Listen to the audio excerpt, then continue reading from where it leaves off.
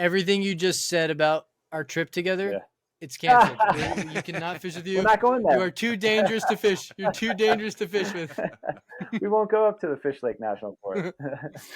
No. I think I'm just gonna have to get in shape so I can run faster. We'll definitely run. As long as we have Reid, we can outrun. Yeah. We can outrun whatever's after us. I mean, Ed, you're the runner. Yeah, I know. It's true. I'm Seriously. safe. And the youngest. He's gonna be great. Yeah, Reid's food. Right? I'm toast.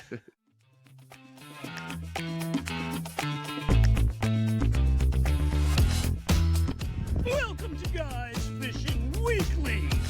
We don't just fish, we hook.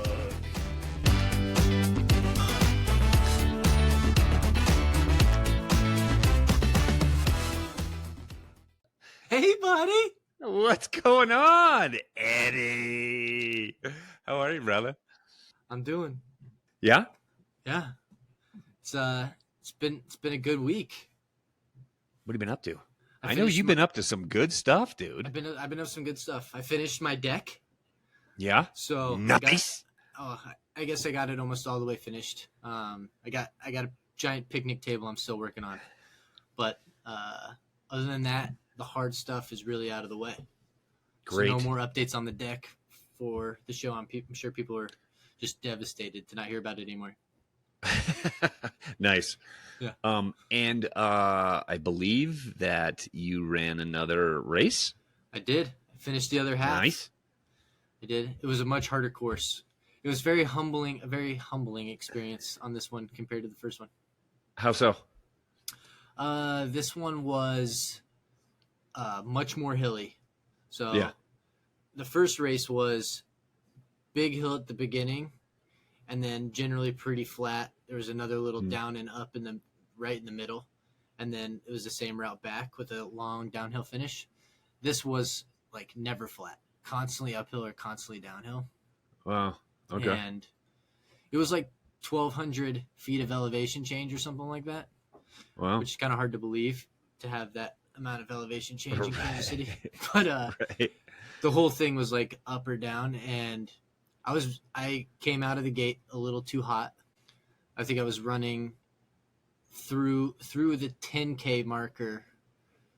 I would have finished the 10K race at like a 9:20 pace, which was fast for that, it was fast for me for that type of a route. And so just towards the end, I started to really slow down, but we made it. Learning experience. Got some things to think about for the future. I mean, I think the big marathon that I'm running is on the same general kind of elevation changes, just on a longer distance. So definitely going to have to get used to running up and down a bit. So. Excellent. Well, good, dude. I'm proud of you. That's two half marathons in the books, dude. Yep. And then I got 22 weeks, I think. It's either 22 or 20 weeks until the big show. Nice. All right, good. Yep. We'll get after it. Time to focus. I know my weeks was very exciting, but I think yours was even more exciting. Yeah, my head was on a swivel for the last, little bit here. I got 2 kids graduated, one from college, one from high school. All went great. We had family in town. It was a phenomenal celebration. Couldn't be more proud of 2 of my 3 that had those high achievements. Yeah, dude, my son graduated. They both graduated with honors. That's awesome. That's not something that's ever that's an auger first. Been a part of my life. Yeah. Nor my brothers, nor. Yeah. So that was definitely an auger first. But so they're doing the auger name right. And my retirement is final. I am a retired teacher now. So that was really cool. And at my son's big graduation party, my wife reached out to some people from my past teaching that I taught with from the past and present and surprised me, did a total shocker, like little thing at my son's graduation for my retirement, and totally surprised me, caught me off guard. Yeah, made me bawl. It was pretty good. Yeah, it was pretty awesome. So it was awesome, it was a real momentous and special time for us in the auger. Lots to celebrate, lots to, next chapters and next moves. Really fun stuff. So yeah, I've been on cloud 9, man. It's been just absolutely a whirlwind with family and everything. So it's been great. So I've had a really great, yeah. That's awesome. Congratulations to you and Thanks, buddy. Yeah. 50% of the rest of the family. Yeah, thank you. I appreciate it. It means a lot, and like I say, man, they're just cruising. It's great. So awesome. It's yeah, fun stuff for sure. I love it, man. Well, now the hard work starts, though. That's right. Now time to go to work. That's right. There's a lot of fish to be caught. There are. Yes. Harder and harder fish. That's right. Not just gonna be a trout bum anymore. I got to do other stuff too, right? Bigger and bolder fish. That's right. That's the whole goal. Well, we got another great interview this week. Super stoked. Yeah. This one should be a goodie. Yep. We got Colten Tidwell from Wild Orca, a fly gear company primarily focused on great fly rod that they've been researching, designing, and now selling. Hyper focused on community and building just a company that's really hyper focused on the consumer, the customer at the end of the day. So pretty excited to talk to him about all that. Absolutely. Can't wait. With that, let's just hop into it. Let's kick into it, bud. I'm in. What's up, Colten? How are you, man? I'm doing great, man. How are you guys doing? Awesome. Spectacular. Glad to have you here with us today. It's amazing. I'm very grateful and thankful that I could be on with you guys. It's good. We are too. We're glad you're here. It's sunny over here, and it's absolutely tempting just to push end and hit the river. But I'm not. I won't. Yeah. I know. We finally have a really nice day. Colten, you're coming to us from Utah, correct? In Provo? Yep, coming from Excellent. Provo, Utah, yep. Nice. Yeah, it's the same thing here. We had a day, it was like 77 and sunshine finally with no rain. I'm like, why am I still at work? This is dumb. Well, we got dumped on. We got dumped on in the mountains like last week and the week before. So we had actually a lot of snow, and we had some powder days up on the mountain. It was, sweet. Powder in the morning, fishing in the evening. Yeah, definitely. And it slowed. What I love about it is that it slows the flow of the rivers and the drainage. So it actually gives me a better spring fishing time. Right. Sweet. Yeah, it's nice. Good. Then when does runoff happen? Yeah, I mean, it'll start like these next 2-3 weeks. It's going to be 4 weeks. It's going to be pretty bad. Yeah. So I usually try to be very strategic and hit higher water while it's still cold up there, and lower water when the actual runoff is finished. So. Right. Yeah. Yeah. Right. Good move. So why don't you go ahead and give us a little bit of background about yourself and for sure how we got linked up. Yeah, I mean, I don't know if we jumped online or Instagram at the same time or not, but I think that's initially how we found each other, and I just really was drawn to the community aspect of what you guys are doing, and that's what really drew me to you guys. So I've followed along, been a big fan of yours. I grew up here in Utah. I spent some time in Mexico. Then after college, I moved up to the Northwest. I lived in Oregon for about 8 or 9 years, and then another 8 or 9 in Vancouver, Washington. So I know that neck of the woods really, really well when it comes to fly fishing, the rivers, the seasonal runs that happen up there. And then I know, this part of this neck of the woods pretty well too, from being a youngster and growing up here and fly fishing. So it's been. You picked some great parts of the world. Yeah, definitely. Some great cities. Yeah. It's been amazing, and great people in both places, right? So, and I think that's what. Absolutely. I mean, you guys are great people, and I can't wait to get out in your neck of the woods, fish with you guys, and and maybe interrupt one of your guys' fishing weekends one of these times. We'd love it. Absolutely. Yeah, we would. Absolutely. Tell us, Colten, how did you get into fishing? How did you initially start up? Yeah. Was that a dad influence? Was it a family thing? Was it on your own? Yeah, it was definitely a family thing, but more my grandfather. My dad, Okay. he married into farm life, so and country boys, which I'm super grateful for, right? My grandfather actually, I think, was the one that taught my dad about fly fishing. Not his dad, his father-in-law. And so we grew up in Utah. I was probably 5 or 6, and we would go up to the Fish Lake National Forest, and that's where I learned. So my grandfather initially took us up there. There's this lake up there called Big Lake or something. He would let me like tangle everything knots, and I think at the time was more interested in like catching frogs and putting them like on like leader and like running around the lake with them. But by the time I was like 8 or 9, I actually like started really, really loving fishing. And so we would go up there every year as my grandfather, a couple of my uncles, my dad, and then my little brothers. I have 2 little brothers. They started coming up there with us as well. So we just made that a family tradition, and we would go up there every year. When I moved away, I would come back, and we'd still go up there, and we still go up there today.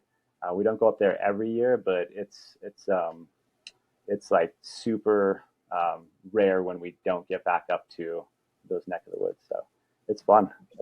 Yeah. That's awesome. So that probably played a role in where you ended up going. Like, it's not a coincidence you ended up in Oregon and in Vancouver and fishing some of those places. Definitely. Yeah, definitely. We still go, like, the family's growing, right? So I have boys, I have brother-in-laws, and so we just invite everybody up there now, and we'll go back up this year at the end of June. And there's 3 streams up there that we love to hit. They have tiger trout, cutthroat. There's a stream that just has brookies in it. Nothing huge. My dad caught a really big tiger trout last year, but nothing super huge, but just like great people, great experiences, and no snakes, which is great. No snakes. Oh, you're on the it is. You're on the no snake team. Oh, I'm on the no snake team. Although I will say this, like, Colten, you and I are going to do well, brother. Like, I acknowledge that I have a fear of snakes, and so I will actually like confront that and try to overcome it. Right? Like, we were on a hike on Mother's Day, and there's a snake just like dangled over this willow and just like looking at the water, and I just sat there and looked at it and was like, okay, that's cool, but like, you stay over there and I'll stay over here, and that's cool. The fact that you just told that story made Reid shit his pants. He can't even look at a snake. No, I mean, that's not true. Our last guys fishing weekend, just here a couple That's weeks ago. That's because I held your hand. Yeah, there was a snake on a rock. I was within 3 feet of that thing. Hey, I've been hiking in that same on the west side of the Fish Lake National Forest, and I had my son, who was 3, on my shoulders, and he was the lookout because there's rattlesnakes. And I mean, I'm not joking. He saved me like 3 times that trip from like stepping on snakes, and it stems from growing up with a little brother who had a ball python, and it escaping, getting out. Oh man! I would find it in my bedroom, under my bed, in my snowboard boot, and so like. Oh my God! I think, Reid, is it not just crazy how unpredictable they are? Yeah. Right. Okay. So that's what I'm afraid of, is like the unpredictability of like, what's this guy with fangs going to do to me? So yeah. Right. Yeah. I have one recurring nightmare that I wake up, and it's right when I'm running from a snake. I can't outrun it, and it's just about to sink its fangs into my calf. Yeah. And that's when I wake up hollering, and my wife's like, "Oh God, not again!" Yeah. And it's like this. That's like the same part of the dream where I wake. It's crazy, dream. dude. I don't know what it is. Okay, yeah. I'm working on it though. Yeah. Oh man. Yeah. Yeah. I'm not 100% tough. I'm cool with snakes. I'm on no spider. I'm on team no spiders. Yeah, that's my brother. That's my other brother. And so he not only, my little brother, he was crazy. So he not only had a snake, but he also had a tarantula. So the brother in between us, like, wow. Yeah, he was scared of the tarantula. I was fine holding it. And then, I was frightened of the snake. Snake, right? Yeah. That's good. Yeah, I can do anything spider. It doesn't bother me one lick. Right? Snakes, yeah, they're just weird. I don't know. Yeah. They're creepy. Hey, wait, Reid, have you ever seen a rubber boa? A rubber boa? Yeah. Okay. No, I don't think so, and I think I'm yeah. happy about that. I stumbled upon one coming off of the Provo River, and it looked like a long piece of poop. Like you gotta look it up. They're super. I don't know how rare they are, but like I thought it was pretty rare, and it's kind of gross too because snakes are just gross in general. I think. Right. But I'm with this you. This one has a rounded tail. It's like it's just weird. Oh wow. I'll send you a picture after. So this. it's more like a giant caterpillar. Okay. Yeah, but like super smooth and brown. Yeah, no legs. No, Mm. But more snake-like. Exactly. Okay. Exactly. Yeah. Yeah. Not my favorite by far. Yeah, my worst snake was fishing. I was fishing just on the Platte, up here and close to my house, and I'm fishing. I'm standing in the middle of the river, and I'm just casting in different spots. And out of the corner of my eye, I see something like coming down the river. And I look up, and it's like a snake up on its, just like coming right down the middle of the river. And I I'm like running out of the river, tripping. I'm like chucking rocks at it. And it went to the other side of the river. And I had to leave because I was like so wigged out. I was, and this was like 10, 15 years ago, but I was like so just like, I had the willies and I couldn't get it back together again. I was like, all right. Do you know what kind of snake it was? I think it was a bull snake. Those are big up kind of in there. Definitely. I think when I talked to people about it, they were probably like, yeah, it's probably a bull snake. Yeah.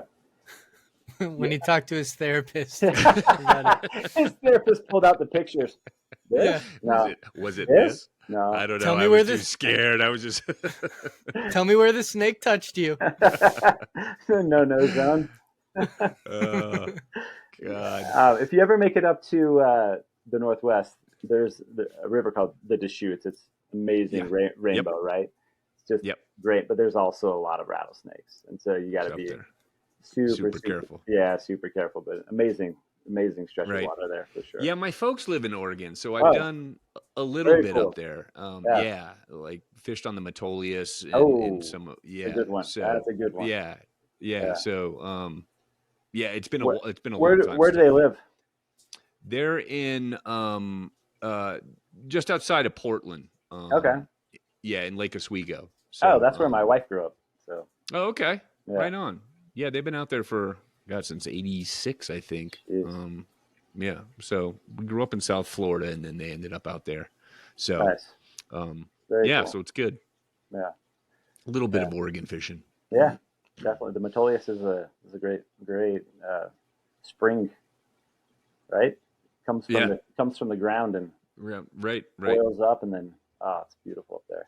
It's beautiful. Yeah, it was really good. I actually was able to catch a salmon. I think a salmon fly hatch up there. It was pretty cool. That was a lot of fun. Those are good. Yeah, nice big. You can see them. They were great. Yeah, so it was awesome. Yep. So you took your love of fly fishing and you have created a company, Wild Orca. Yeah. Tell us a little bit about that and how you ended up stumbling into that world. Yeah, definitely. So, I mean, I'm at the age like I've had, tech jobs here and there. I ran like a digital experience agency for a while, and I'm 46, so I want to do something that I love, right?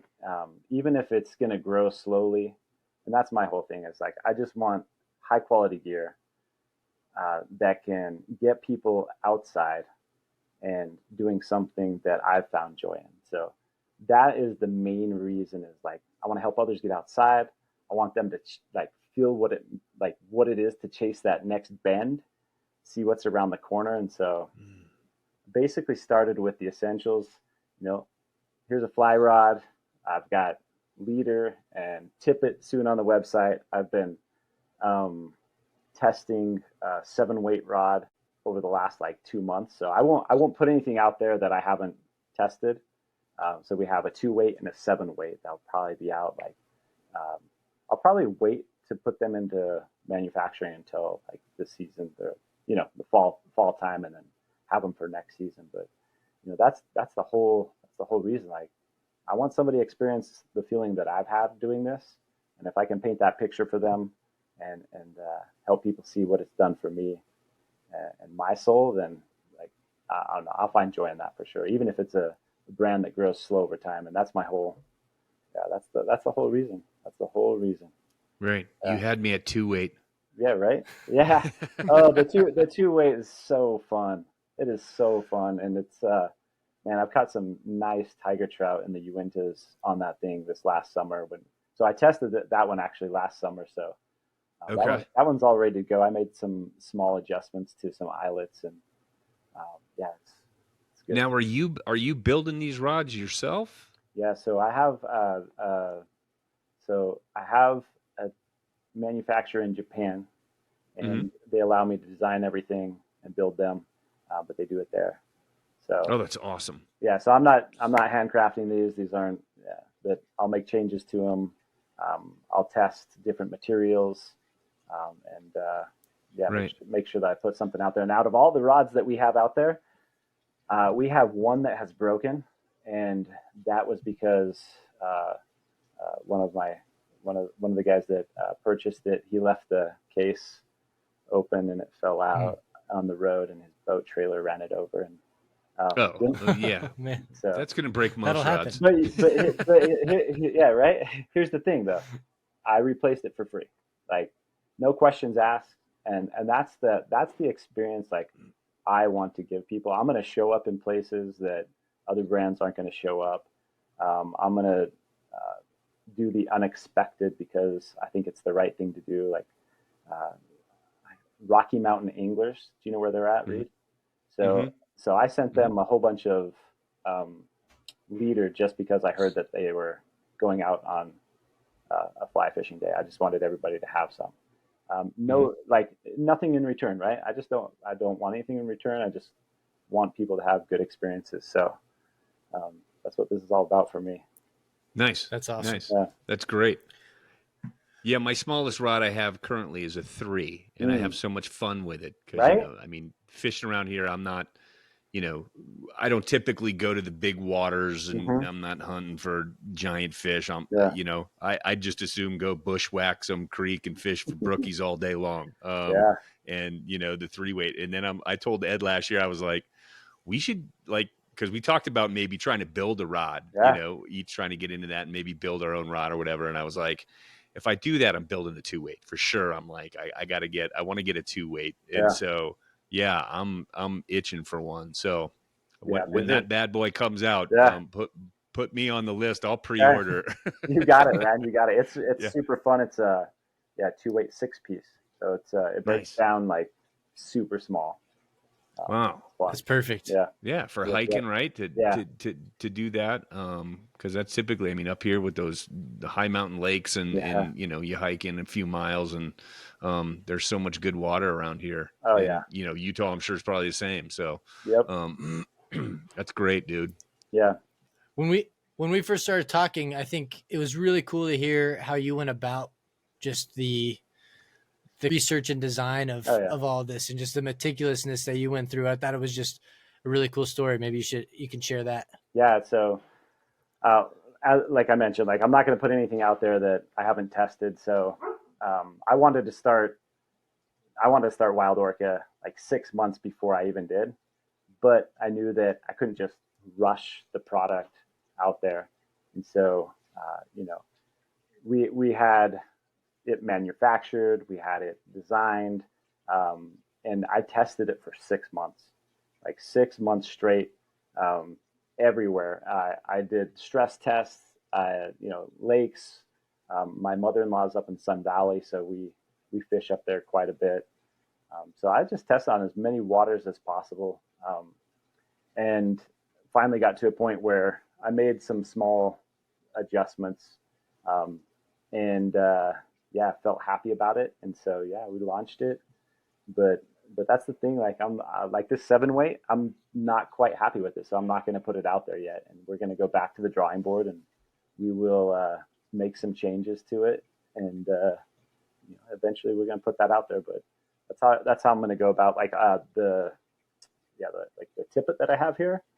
Haven't fully, like, I've got samples of what they've produced for me, and it's really, really high quality. I have lost so many fish on so many different brands that I don't want to lose any fish. Like I don't want anybody else to lose fish. So until like I'm not losing fish on my own tippet, I'm not going to put it out there.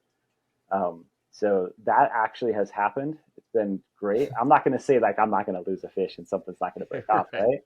Like a rock could do that, but I feel good about where the tippet's at right now. And so in the next couple of weeks, like there'll be tippet on the website, and it's pretty fun. Like I want the brand to be fun, so I have like, this one's like More Fish Affairs, and like, my leader is like Keep Fish Wet. So just a lot of different sayings, right? So oh yeah, your packaging is top notch. Thanks. Dig it. Thanks. Yeah, it's fun. Yeah. It's fun. Yeah. It's been I fun. can imagine you in like your old tech job when you're running that thing, whatever you're talking about, like just like sitting there and you're designing fly rods and you're and like dreaming about totally. Hey, here, right? Yeah, totally. Yeah, I mean, I have a sketchbook right here, and there's a lot of different designs in there, from clothing to to rods to utility tools. Has that creative side always been with you? Like, were you much of an artist and stuff when you were growing up and that kind of thing? Yeah, so I actually have a BFA in photography. Awesome. So art it's been with me, like creative side, since I was little. That's what my daughter's graduating with this coming up week. She's getting her BFA. That's awesome. Photography, yeah. So. Yeah, that's great. Yeah, I mean, I got art back here on the wall. Yeah. There's an easel right here. So. Is that your art? That is actually a friend from Portland, the one directly from my head is Portland. The one kind of out of the screen is a guy from France. So sweet. Yeah, it's fun. It's fun. Yeah, but that's phenomenal. And that's what I mean. Fly fishing, you can get. I mean, there's so much creativity to it, right? Yes. In designing and tying flies and fishing and casting, and you get your own kind of. You get creative a lot when you're out there with overhanging bushes and So that's a good outlet for it. That's awesome. No, totally. I definitely feel that. I love like the simplicity, right? I love the simplicity of I think fly fishing I think people can complicate it a lot, and it's really just like what you make of it that's your experience, and to me, like that's the beauty and the art behind fly fishing, is like it's yours. It's like what you're making on the water, and it can be ugly. It can be ugly sometimes, right? Like, ugly but effective. Yeah, we've all had those. Yeah. And I feel like if you're impatient with art, you probably don't end up with a good product.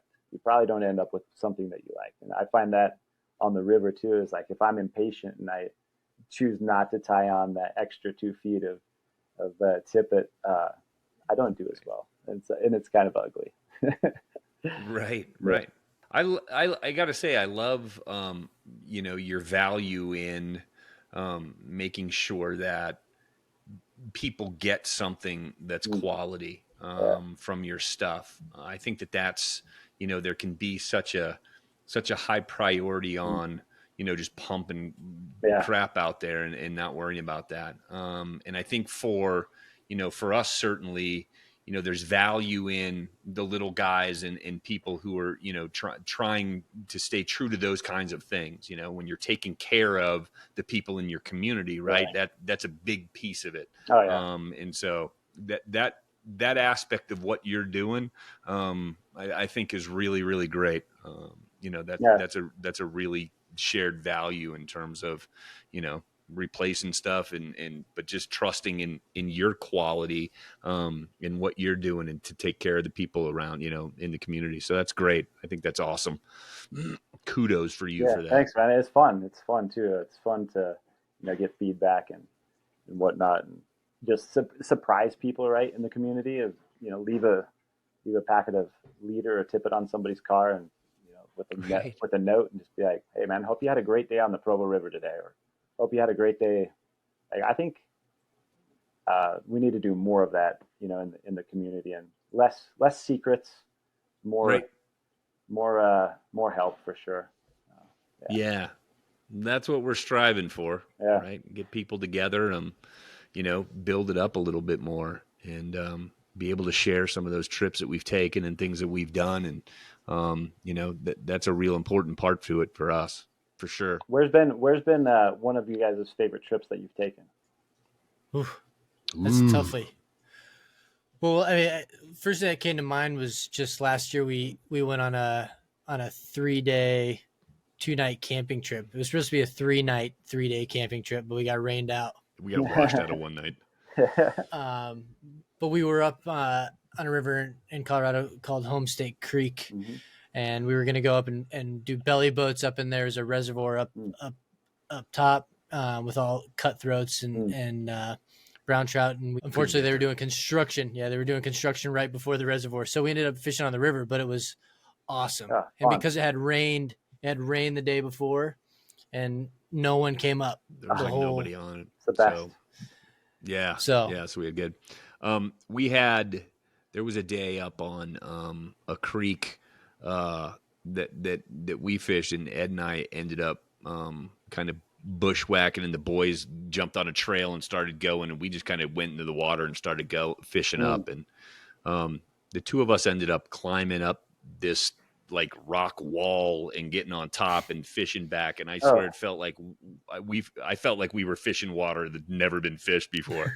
That's the best. But it was like the best day. And we drove up some 4-wheel drive road to a pretty like reclusive campground and just jumped in and started going.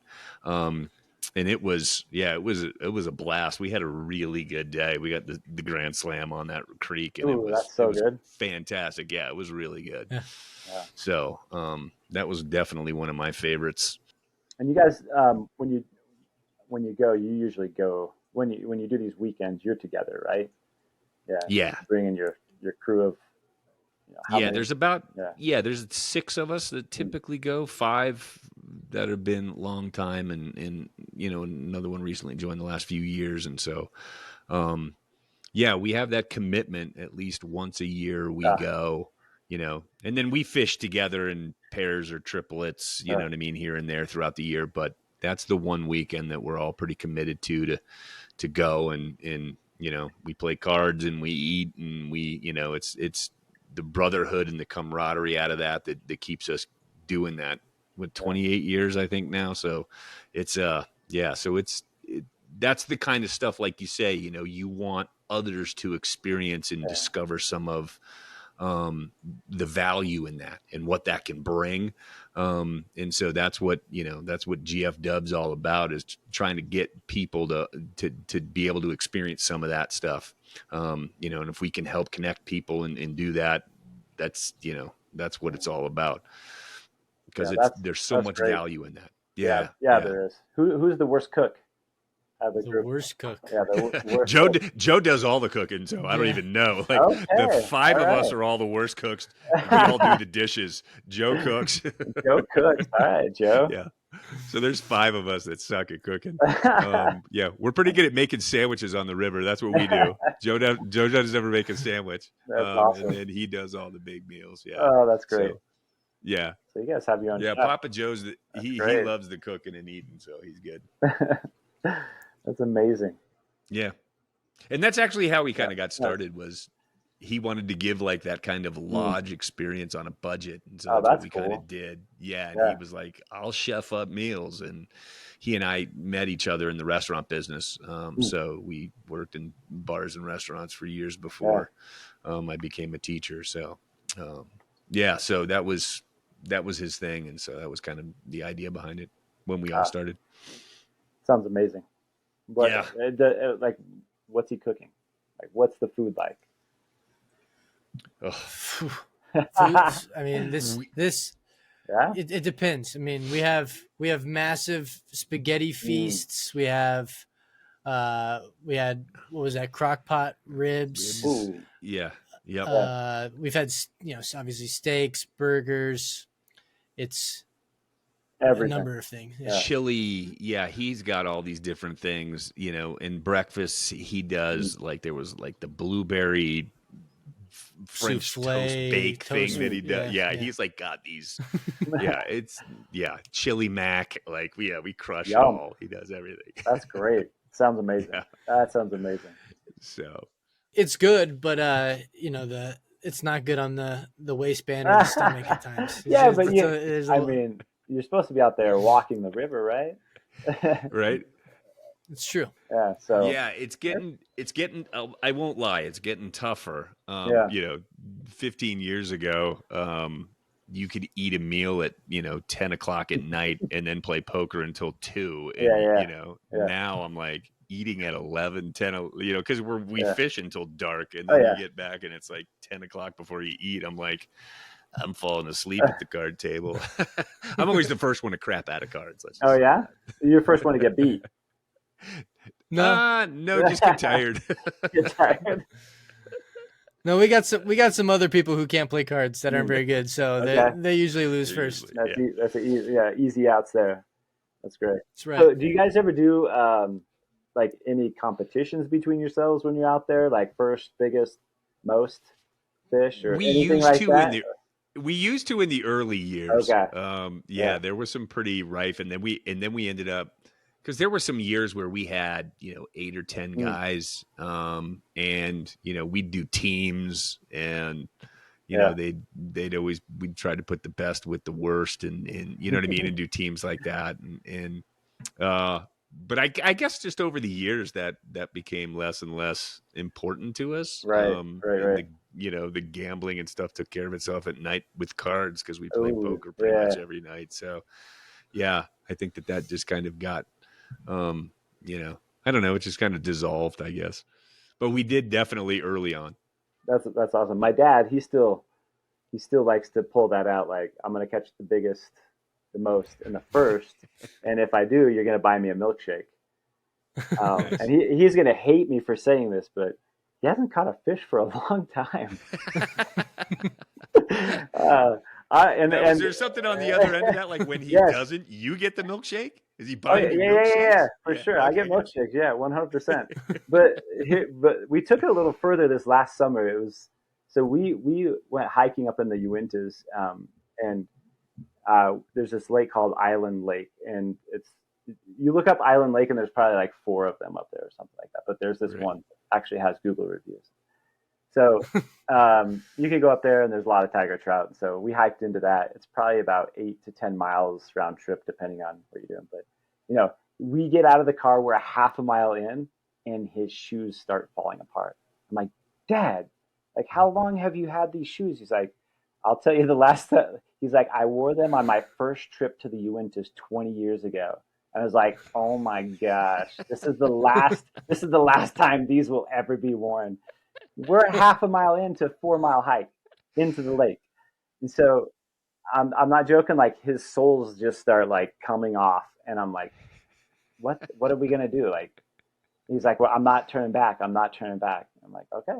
So we keep going, and we're probably 2 miles in. We hit this one lake, and I find this bandana, and the bandana is like super colorful. It's like pink and purples, and not my dad. My dad was a football coach for like ever. And so not my dad. And so I take that thing and I like tie it around his foot so that his sole will stay on his shoe. And we make it up there. And we didn't catch a thing. We didn't catch one fish that whole trip. We had to, we hit the time of day was not right for us. So anyways, we got to hike out, and his other shoe starts falling apart. Anyways, we ended up making it back, but he ended up with that bandana. And so we said, all right, whoever gets skunked actually has to wear this bandana. And so he's had that bandana for a long time. It's hilarious. And so he has to bring it with him. And now his wife is like making fun of him. Don't bring that bandana home. The skunk bandana. The skunk bandana. She's going to have to turn it into a quilt. We have to find more of them. Yes, for sure. Yeah. Great. I know, right? So I know our message of community, resonated with you. What does community mean to you? Oh man, this is such a good question. I think like it has a lot to do with intent, right? I think community can mean a lot of different things to people, but and you can build community on different intent.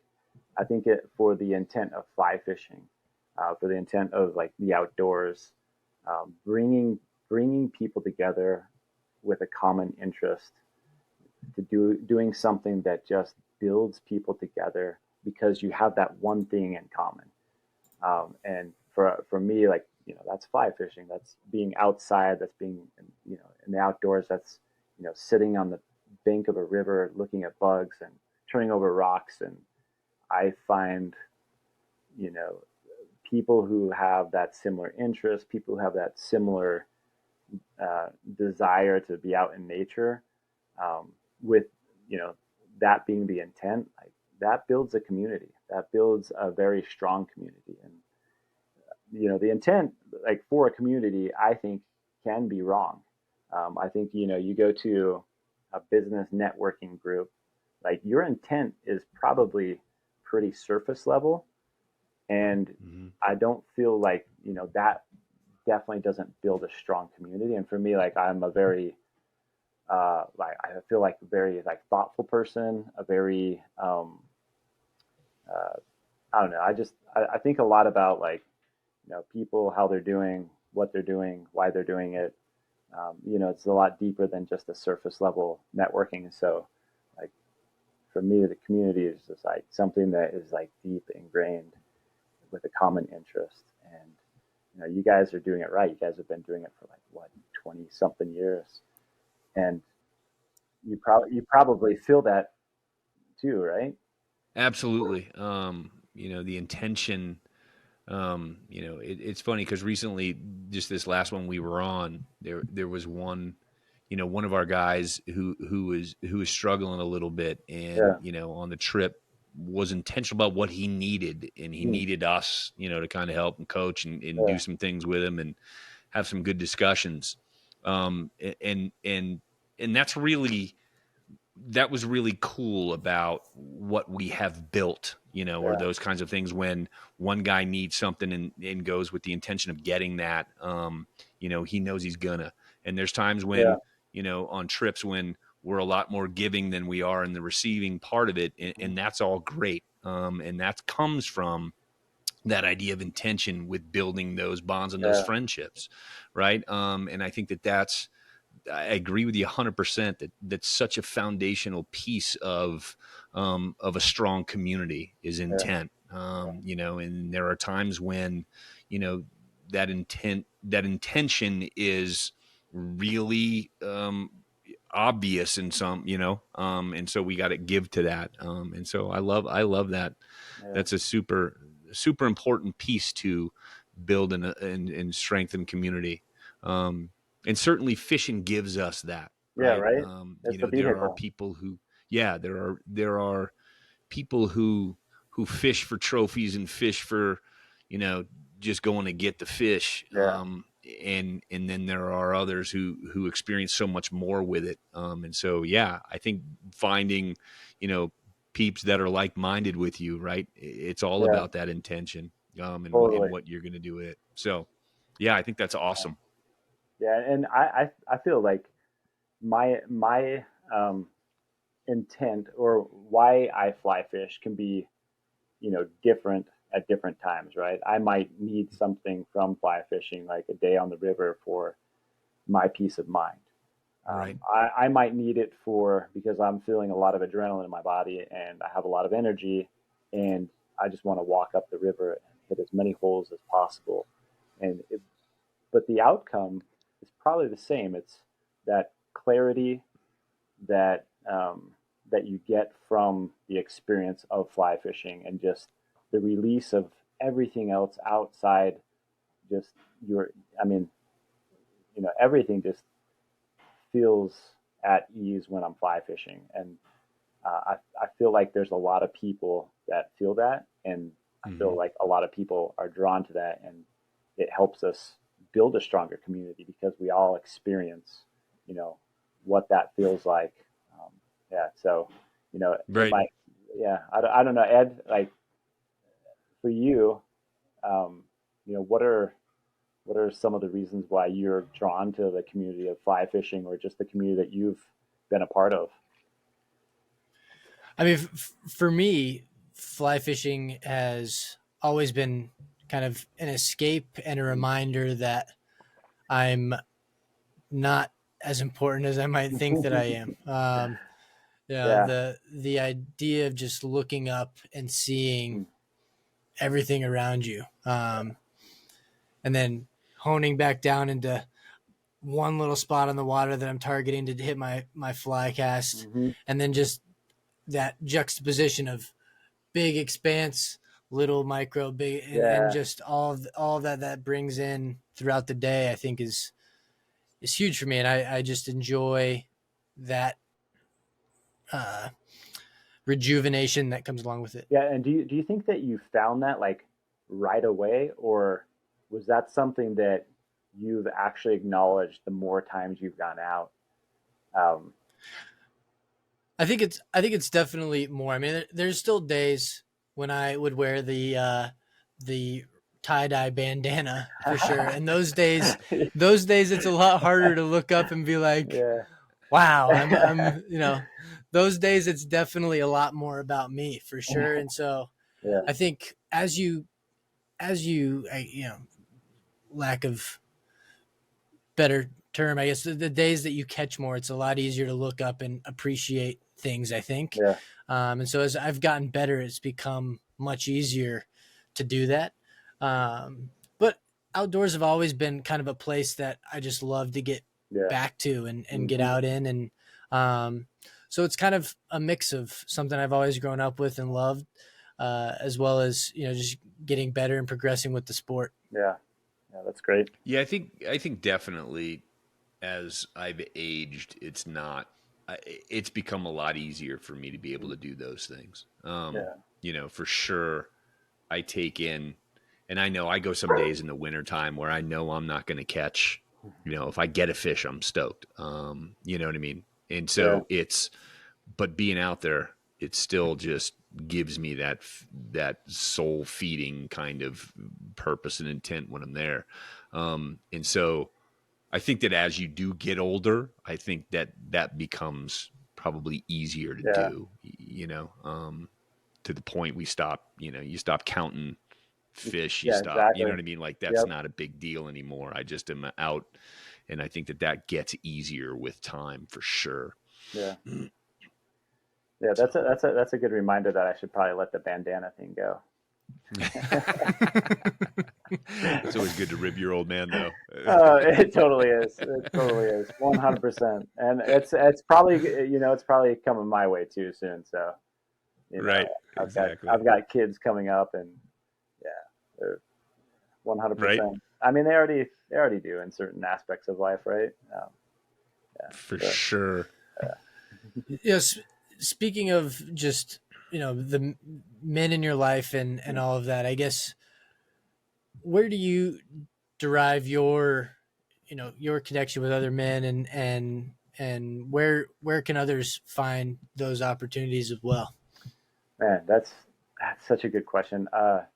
It's been kind of hard actually for me, coming back from Washington, moving here. I have found my community in fly fishing, or like ice skateboard, or at the skateboard park. It's that common interest. It's that common thing that we love to do that I find is where I find my community. We cleaned up the Provo River.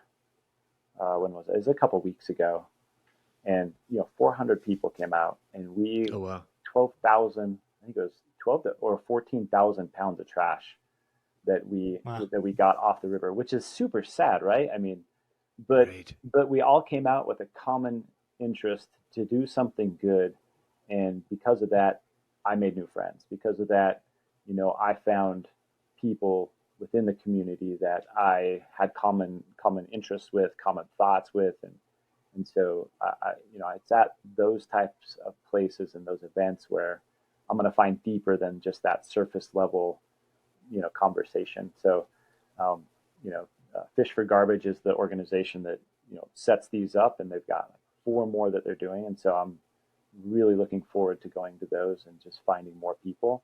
But man, on the river, I'm probably like the one person that could care less if somebody comes and fishes the hole that I'm in.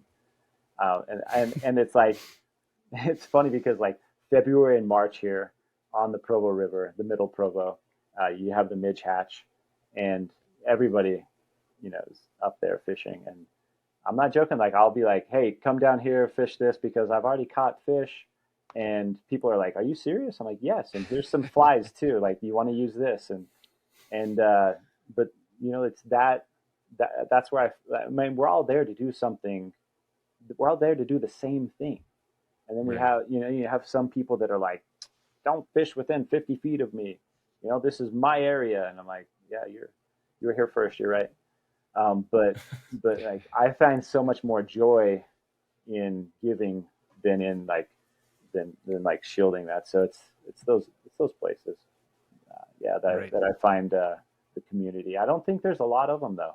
I don't think there's a lot like, and I think that men are a lot worse at it than women, for sure. Right. But I think there's women out there probably looking for community too. But I think we're a little worse than that because we're stubborn. Yeah. No, definitely. I think it has a lot to do with what we've been taught and how the historical sense of it all, and for sure.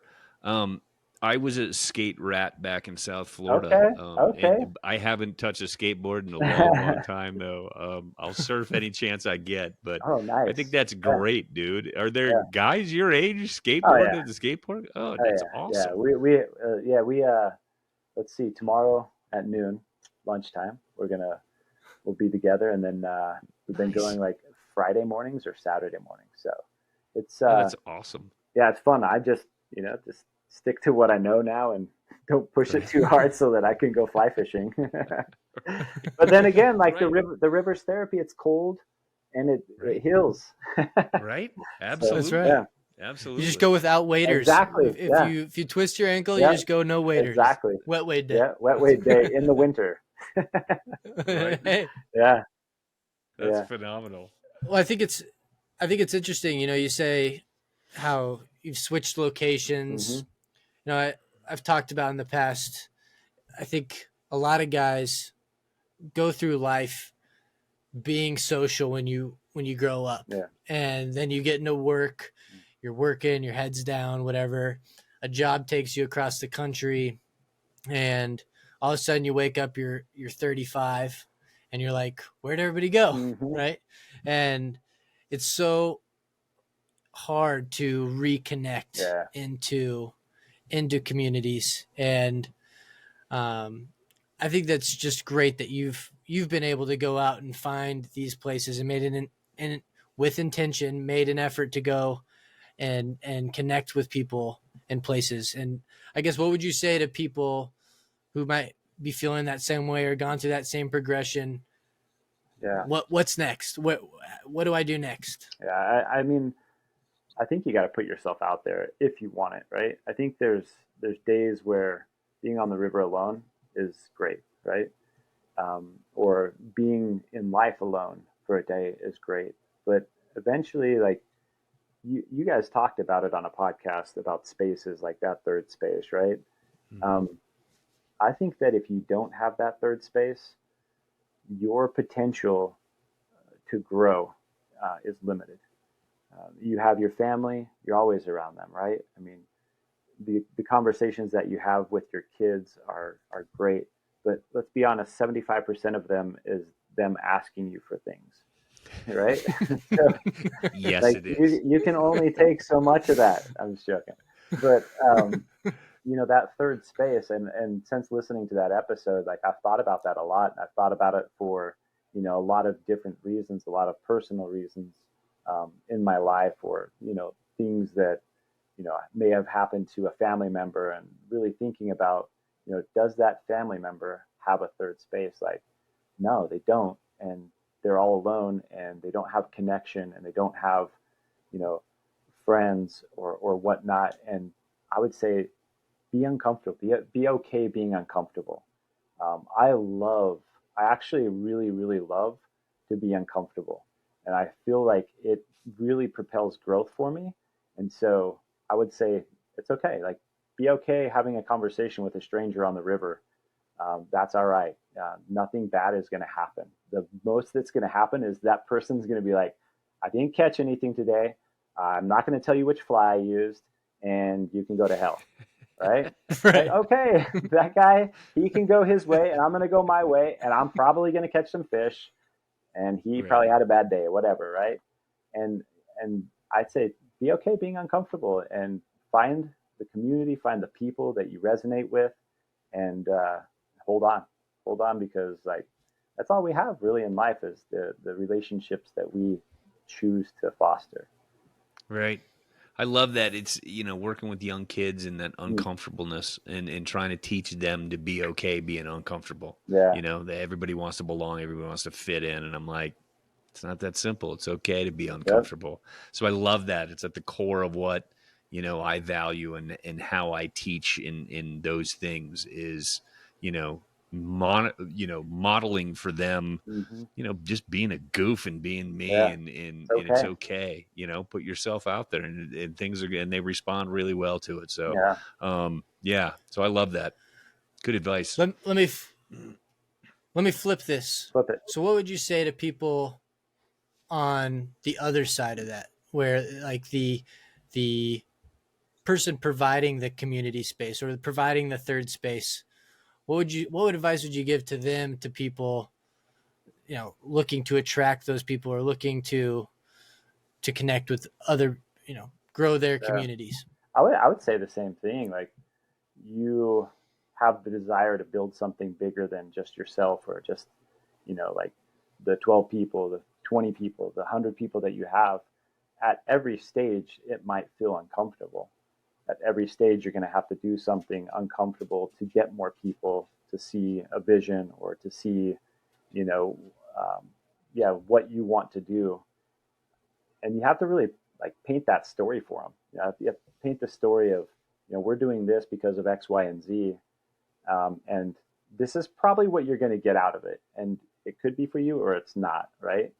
And I would say, paint a very clear story, a vision, and allow people to make the choice whether they want to be a part of it or not. And, when they choose not to be a part of it, and they see how amazing whatever it is that was built, happened or came to fruition, like there's going to, they're probably going to feel like, I feel a little left out, and they'll probably gravitate towards it anyways, like, I know that's happened with a couple of people that, I've invited to just one-off go clean up the river, just to get more people out there and more people aware, or to go fly fish. Oh, I don't know how, or, I can't cast, or whatnot. Those are small examples, like really small groups, but it's that no right off the bat, because I don't feel like I can do that. So I'd say, like, help empower people, help them see the story, the vision, and don't be afraid. Like, right. Yeah. And I think also just being more welcoming to yeah. growing that and offering that to others. I think it's a gift to be able to, I mean, we suck at it as guys. Like you said, nobody wants to be uncomfortable. Yeah. We're stubborn. We're this, that, and the other. Like, you can make a lifelong friend by just extending a hand and saying, I totally agree with that. Come into my world, right? Yeah. And so I think that's I think you hit it like right on. Is like that you can paint a story, but if you, or a vision, like I was saying, or being comfortable, inviting people, but if you don't have that welcoming spirit about you, like you're just going to repel people, and you're going to do it really well. You're gonna put that fence up, and nobody's getting through. So I think if you're building a community, I think, Ed, you hit it right on the head. It's like that first initial invite, that first initial conversation, you got to just be welcoming 100%. So that's good.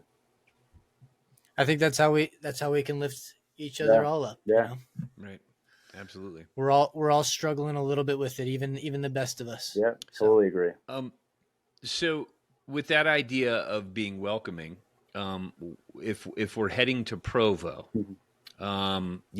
where am I going fishing? Where are you taking me? Where are we eating? Where are we staying? What are we doing, Colten? How many days do we have? We're coming for one of our weekends. Let's say we got 4 days, 3 nights. Okay, you're staying in my basement, hopefully. Okay. Sweet. Sweet. At least the first night, right? Everybody comes in. I'm cooking for you. I love to cook. So we're probably going to have some sort of tacos, very authentic from Mexico, some street tacos or something. Nice. The next day we're going to go hit the Provo River. So you can experience what the lower Provo is, the middle Provo. We'll pack up all our gear, and we'll probably go float the Green River for a day. We got to get on the Green River for sure. And then if we don't float it 2 days, then then we're in the Uintas somewhere. There's some amazing rivers in the Uintas, some amazing water in the Uintas, and then all around there you have Duchesne River, you have the Strawberry River, you have Christmas Meadows. So we'd just be exploring, and we'd do it. And if we had more time, man, we would hit central Utah, we'd hit southern Utah, and we might never come back. It's gonna be my wife is gonna be pissed, but I don't care because that sounds awesome. You just turned a 4-day trip into a month. We're in. We're all in. All in. Man, there's seriously some water that I won't talk about on here because I'll have everybody up in flames. Like, you gave that spot away? Like, come on. Are there really any secret spots anymore? Right. There's not, right? I feel like if people, you know what I mean, if you want to, you can find, anywhere to Trout Routes has it all, right? Right. Yeah, for sure. Yeah. Revolutionary. Yeah. Yep. So, well, that sounds awesome, dude. Yeah. Well, let's make it happen. Let's make it happen. Definitely. Hey, you guys are welcome. And the where we would eat though. Okay. So if we are going to go to a restaurant, the food here is not good. All right. Okay. And I'm comparing that to the Northwest where we had, fresh seafood. We had chefs that are, oh my gosh, like you can't, it's hard to beat the Northwest food. Maybe in New York, 100%, Chicago, bigger cities, right? That have cultures and stuff, but there's no culture there. No culture. I didn't say that. Okay. We'll scratch it. We can scratch that. There's okay. So Black Sheep, it's like a Native American fusion. His name, the owner is Blue Adams and Giovanna Mason, I want to say. And I will eat at any of their restaurants. And I think they have 5 or 6, maybe 7. But Black Sheep that'd be the first choice. Take you there. That's it. Okay. Yeah, sweet. Good. Yep. Right on. Definitely. That's awesome, dude. We're in. Yep. This sounds like a great trip. Yeah, right? We have to do it now. What's best time of year? Let's say we were coming out there. Yeah, I mean, just don't come off during runoff. Don't come out during runoff, right? Right. But that way we can, successfully hit some rivers without, catch some fish, right? But summertime is great. You have so many different hatches, and so many people leave the bigger rivers early, and I just go there late. And man, it's amazing how many fish you can catch, but just like how peaceful it is because nobody's on the river. Right. So, summertime is great, fall's great, winter's great. I mean, yeah, done. That's great. Done. We're in. Yeah. So we'll make it happen. We've got to make it happen because we talked about it on a podcast, and the podcast is going to be out there, right? So that's right. It's true. That's right. Sure. People will be upset if we don't do it. Right. It's for work. Yeah, it is. That's right. We're working. It's a write-off, I promise. Yeah. Well, this is awesome. I think maybe we can wrap this up with some just light-hearted, rapid-fire questions real quick. Do it. Let's do it. What's your favorite piece of content currently?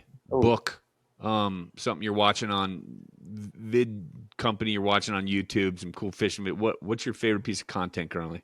Oh my gosh. Favorite piece of content.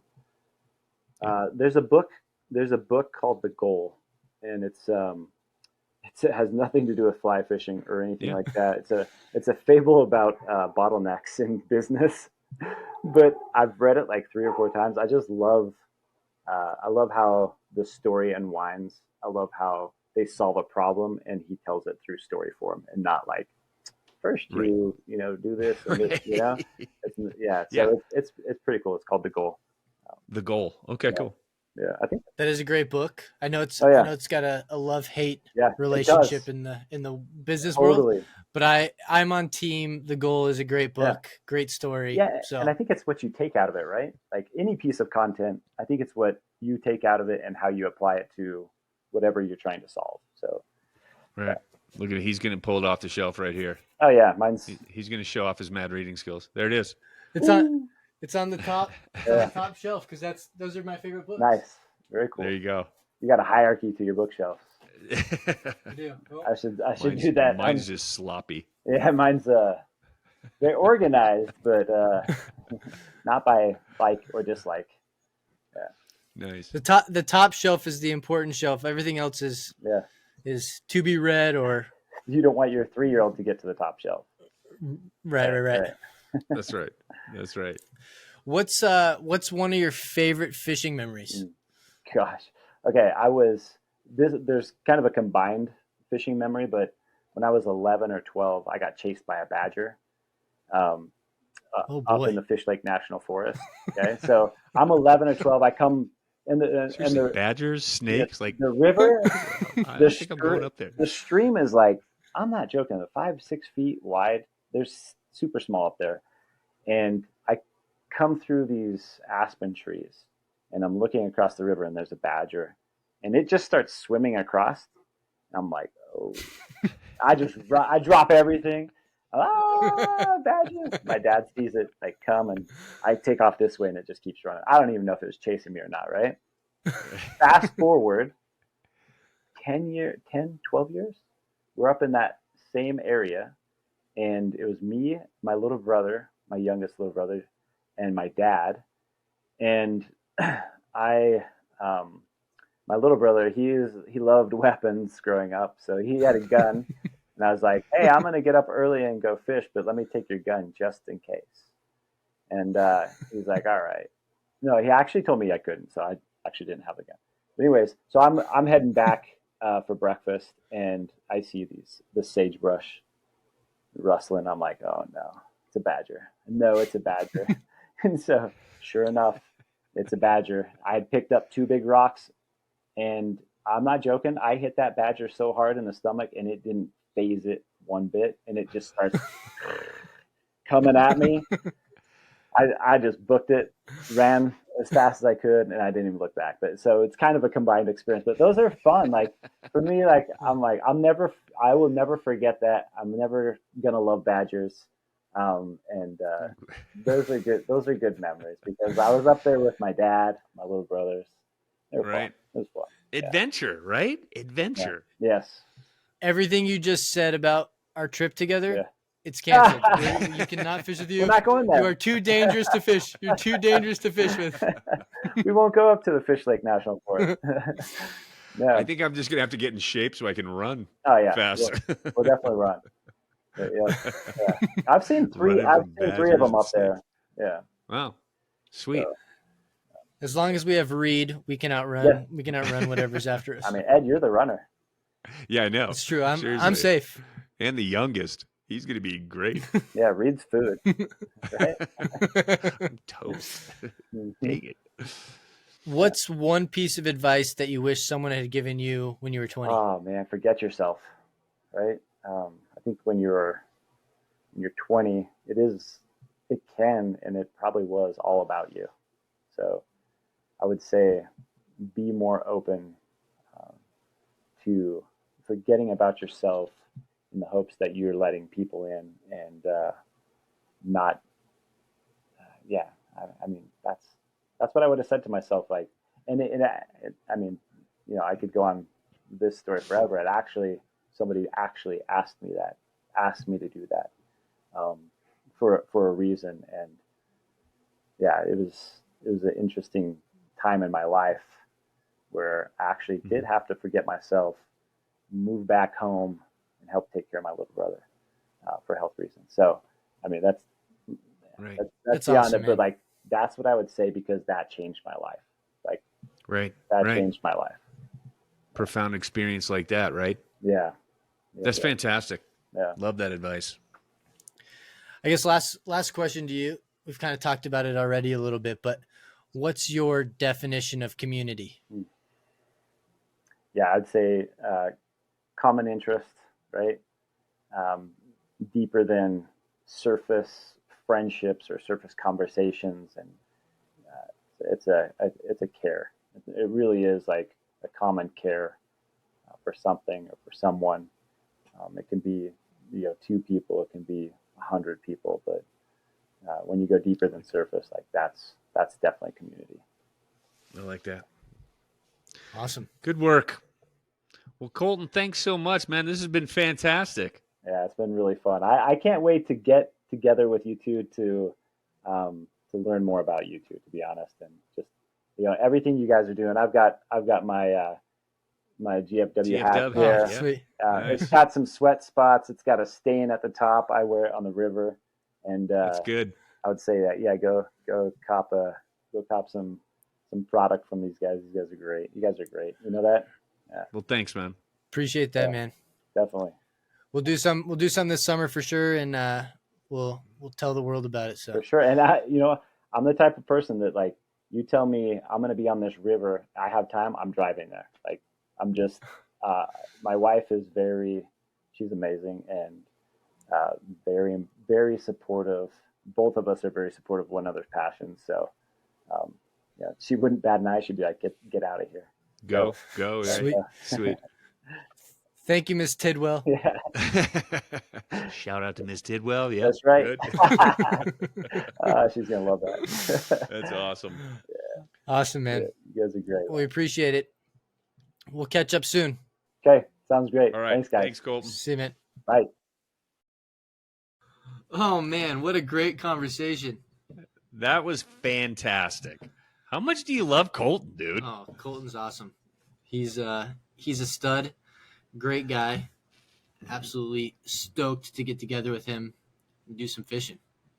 Yeah, he sounds like he's got Provo pretty wired in terms of hooking us up and getting together to go. I love how focused he is on the experience for fishermen in his product, in his company, and really being there and listening for needs and desires of his customers, and taking care of them no matter what, making that the priority. It seems that like he's just incredibly invested in producing a quality product, but even more so in taking care of, the fishermen and making the experience of it, a positive one for the fishermen. And so, when he talked about that idea of, like just giving people leaders, even leaders for people, that was really cool.